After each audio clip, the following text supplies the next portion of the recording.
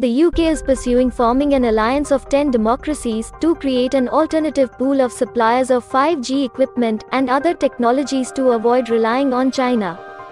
The British government has approached Washington about D10 club of democratic partners based on G7 plus Australia, South Korea and India. The Daily Telegraph reported that Prime Minister Boris Johnson was planning to reduce involvement of Chinese telecoms equipment maker to align against China and reduce its reliance on Beijing, especially on Chinese telecom giant Huawei.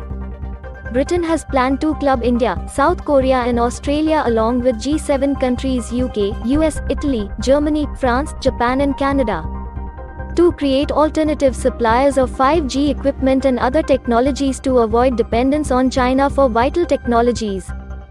The move comes amidst the backdrop of heightened security concerns, after the United Kingdom launched a probe into Huawei's involvement in the country's mobile network upgrade, following the United States imposed sanctions against the Chinese telecom company. According to the sources, the proposal has already been shared with Washington. As of now, Nokia and Ericsson are the only companies capable of providing 5G infrastructure, but none of the two can as quickly and cheaply as Huawei. Britain has categorized Huawei a high-risk supplier, and therefore its participation in the UK's 5G upgrade comes with a 35% market cap, including a ban on its involvement in the sensitive core of the network. The decision to unite against China comes at a time when the world is reeling under the coronavirus crisis, and countries hit by the infection have been demanding to hold China accountable for unleashing a pandemic which is believed to have originated from the central Chinese city of Wuhan.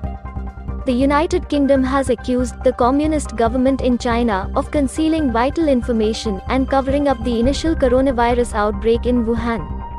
The United States had recently imposed sanctions against Huawei, which included banning the sale of American chips to the company.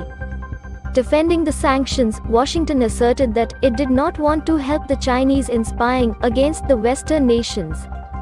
After America announced the additional set of sanctions against the Chinese telecom giant, Britain's National Cyber Security Centre said that it is carefully assessing the impact that the company could have on the UK's networks.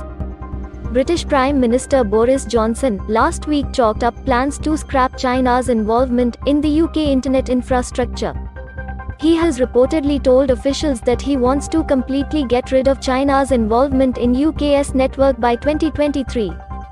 The United States has mounted continuous pressure on Britain to cast aside the Huawei deal, with the American President Donald Trump threatening to snap the United Kingdom's access to intelligence typically shared between the US, UK, Australia, New Zealand and Canada.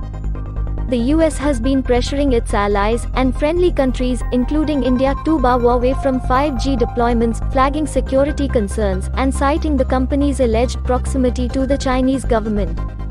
China has on its part warned India of economic consequences if Huawei was excluded from 5G development and deployments.